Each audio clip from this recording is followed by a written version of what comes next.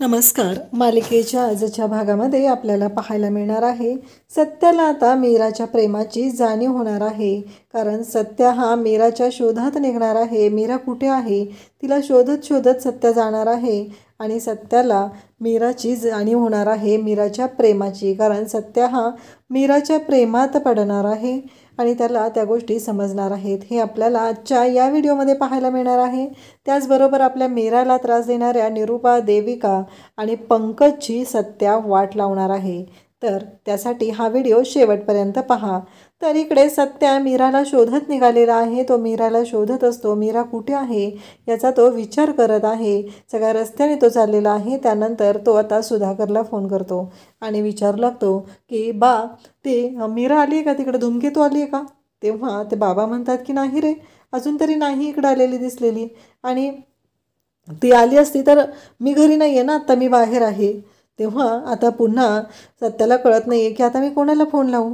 मग सत्या पुन्हा फोन लावतो, ते म्हणजे आता आपल्या रव्याला. आणि रव्याला विचारतो, अरे धूमकेतू आहे का तिकडं? तर इकडे सत्या वेडापिसा झालेला असतो. कारण मीरा कुठे आहे, मीरा कुठं आहे हाच प्रश्न त्याला पडलेला असतो. आणि मग इकडे आता सुधाकरनेही सांगितलेलं आहे नाही. तेव्हा रव्याला फोन केलेला असतो. रव्यानेही सांगितलेलं असतं की नाही, कारण मी आत्ताच घरातून आलेलो आहे. आत्तापर्यंत तर वहिनी घरी आलेली नाही, त्यानंतर आली असली तर मला माहीत नाही आहे. तेव्हा मात्र सत्या विचार करू लागतो. सत्याला कळतच नसतं की मीरा कुठे आहे, मीराला शोधायचं कसं, असे अनेक प्रश्न पडलेले असतात. आणि त्याचवेळी आपल्याला पाहायला मिळतं की रव्या पण सांगत आहे की नाही, पण रव्या विचारतो की नक्की दुसरा काही प्रॉब्लेम झाला आहे का? तेव्हा सत्या काहीच सांगत नाही. सत्या फोन ठेवून देतो. रव्याला प्रश्न पडलेला असतो की नक्की काय झालं आहे, वहिनीच्या बाबतीत काही इश्यू तर झालेला नसेल ना, नक्की काय प्रॉब्लेम असेल हा प्रश्न सत्याला पडलेला असतो. म्हणून सत्या विचारत असतो. त्याचवेळी इकडे पाहायला मिळतं की मीरा अजून घरी नाही आहे, नक्की कुठं गेली आहे या गोष्टीचा विचार करत असतो तो म्हणजे सत्या. सत्याला कळतच नाही की मीराला मी शोधू कुठं, कुठं गेली असेल ती. मीरा मात्र इकडे रस्त्याने चालत असते आणि मीरा विचार करत असते की काय करू, मी नक्की कुठं जाऊ, काय करू, नक्की कशा पद्धतीनं राहू. ती आईला पाहत असते. आणि त्याचवेळी जर आईकडे आपण गेलो तरीही प्रॉब्लेम येतो आहे. आई आपल्याला म्हणते की तू या घरात यायचं नाही, कारण या घरात जर मी गेले तर माझ्या आईने तोंड कसं दाखवायचं, समाजातले लोक आईला नावं ठेवणार आहेत. असे अनेक प्रश्न आत्ता मीराच्या समोर उभे आहेत आणि मीरा त्या गोष्टींचा विचार करत आहे. मीराला प्रश्न पडलेला आहे की नक्की मी कशा पद्धतीनं गोष्टी मॅनेज करू, हे मीराला कळत नाही. त्यावेळेस मीराला तिच्या बाबांबरोबर ती असायची तेव्हाची गोष्ट आठवत असते. आईबाबांचे प्रसंग आठवत असतात.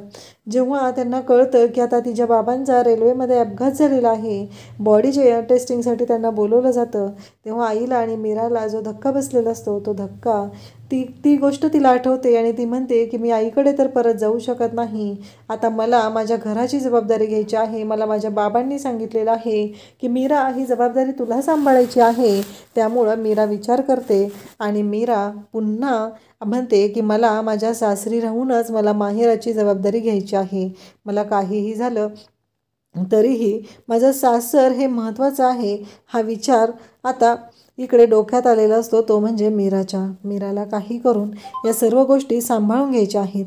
त्याचवेळी मीराला आठवतं जेव्हा मीरा लग्न करून घरात आलेली होती, तो प्रसंग मीराला आठवतो. मीराला या गोष्टींची जाणीव होते की तिला या घरामध्ये जेव्हा आणलेलं होतं तेव्हा तिच्यावरती झालेला अन्याय. कारण ती म्हणालेली असते निरूपा की ही पनवती आणि ही दोन्हीच्या दोन्ही घराच्या बाहेर गेले पाहिजेत, काही झालं तरी मी यांना या घरामध्ये राहू देणार नाही, असं ती बोललेली असते. हा प्रसंग मीराच्या डोळ्यासमोरून जातो. म्हणजे माहेर असं आणि सासर असं नक्की जगायचं कसं, हा प्रश्न मीराच्या समोर असतो. आईनं तर सांगितलेलं असतं की तू या घरातून जा, तू या घरात राहू शकत नाही, कारण मी लोकांना काय तोंड दाखवू. म्हणजे लग्न झालं आहे की आईवडील म्हणतात की आमची जबाबदारी संपली आहे.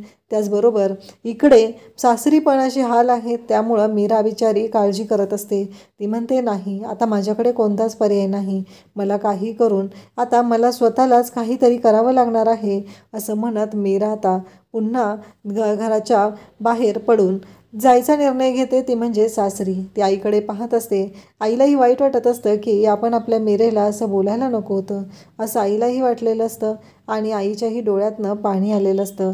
म्हणून तर आई रडत असते. तिने मीराला हाकललं असलं तरीही तिच्या डोळ्यातून ते क्षण जात नसतात ज्या वेळेस आपण मीराला वाईट बोललोय. मीरा विचार करते. मीरा म्हणते, नाही, काही करून मला आता या सगळ्या गोष्टी मॅनेज कराव्याच लागणार आहेत. काहीही झालं तरीही मी आता शांत राहणार नाही, कारण माझ्यासाठी माझ्या आईची जबाबदारी ही माझ्या सासरी राहूनच पूर्ण करायची आहे. हे सगळं मीराच्या डोक्यात चालू असतं आणि मीरा त्याच गोष्टीचा विचार करत असते. तेवढ्यातच इकडे आपल्या सत्याला दिसते. ती म्हणजे मीरा घराकडे जाताना. सत्या म्हणतो, बरं झालं मी घराकडे आलो. नक्की ही धूमकेतू इकडं घराकडे चालली ही गोष्ट तर मला कळली ना, असं सत्याच्या डोक्यात सुरू असतं. आणि त्याचबरोबर सत्याच्या मित्राचा फोन येतो. सत्याचा मित्र सत्याला म्हणालेला असतो की अरे, माझी गाडी पंक्चर झाली, एक भाडं आहे, घेऊन जा ना, तेवढी ट्रिप पूर्ण कर ना, असं तो बोलत असतो. आणि त्याचवेळी सत्या म्हणत असतो, रे आज नको रे, परंतु तो सांगत असतो की प्लीज ये ना, अरे त्यांना खूप गरज आहे, त्यांना जायचं आहे, असं ते म्हणत आहेत. इकडे आपल्याला पाहायला मिळतं देविका रूममध्ये बाहेर आले असते आणि तिथे निरूपा असते. निरूपा म्हणते की चल आपण ना शॉपिंगला जाऊया. तू कसं आहे ना श्रीमंताच्या घरची आहे, तुमच्या घरी कसं शॉपिंग म्हणजे तुला खूप आवडत असेल ना, कसं काही झालं तरीही तुमच्या घरी काय पैशाला कमी नाही आहे, त्यामुळं तुम्ही शॉपिंग करताना पण तेवढी घसघशीतच करत असणार आहे, हे सगळं निरूपा बोलत असते. आणि निरूपाचं हे बोलणं ऐकल्यामुळं इकडे या देविकाला पण धक्का बसत असतो, कारण तिला कळत नसतं की तिनं काय गोंधळ घालत आहे. आणि देविका तिला म्हणत असते, पण मला शॉपिंग आवडत नाही आहे. कसं आहे, आता पंकजचं लग्न झालं की पंकजचा पगार झाला की मी पंकजच्या बरोबर शॉपिंगला जाईल, असं ती बोलत असते. तेव्हा निरूपा म्हणू लागते की कुठनं येणार पंकजचा. तर इकडे देविकाचं म्हणणं असतं की कसं आहे माहिती आहे का, नवऱ्याच्या पगारातून शॉपिंग करण्यामध्ये जी मजा असते ना, ती दुसऱ्या कोणत्याच गोष्टीत नाही आहे. निरूपा मात्र तिला म्हणत असते की ठीक आहे चल. आणि मग दोघीजणी निघतच असतात. आणि तेवढ्यातच त्यांच्या समोर येते ती म्हणजे मीरा. मीरा आता घरात आलेली आहे. ही गोष्ट मात्र यांना चांगलीच पत्त्यावर पडलेली असते, कारण यांना काम करायला बाई घरात हवी होती, कारण यांचे प्रॉब्लेम होत असतात. निरूपा मात्र आता या लाडक्या सुनेला घेऊन शॉपिंगला जात असते. तिला मीराबद्दल जराही काही वाटत नाही. मीरा घरी आलेली असते. तर मीराला म्हणू लागते की आलीच का परत माघारी, कसं आहे घर सोडून गेली होतीस ना, पण तू राहू कुठं शकणार आहे, तुला कोण ठेवून घेणार आहे ग, चल आताच्या आता कामाला लाग. आणि तू स्वतःचं पोट भरून आलेली आहेस, पण बाकीच्यांच्या पोटाचं काय, घरातल्यांच्या पोटाचा काय विचार केलाय का नाही, असं निरूपा तिला बोलत असते. मीराला बिचारीला वाईट वाटत असतं. ती खाली मान घालून डोळ्यातनं पाण्याच्या धारा वाहत असतात. ती खाली उभी असते तशीच. आणि निरूपाची मात्र नाटकं चालूच असतात. तेव्हा देविका म्हणते की मीरा, आज सगळं साफ करणार असेल तर फर्निचर काढून मगच आमच्या रूममधला कचरा काढ, कारण त्याच्या खाली कचरा झालेला आहे. त्याचबरोबर निरूपा इकडे सांगते की आता आम्ही येईपर्यंत सगळा स्वयंपाक बनवून ठेव. मीराला मात्र वाईट वाटत असतं की यांना कुणालाच काही वाटत नाही आहे. यांच्या सगळ्यांसाठी मी म्हणजे एक मशीन आहे, यांच्या सगळ्यांसाठी राबणारं मशीन आहे, असा विचार मीराच्या डोक्यात येऊ लागतो.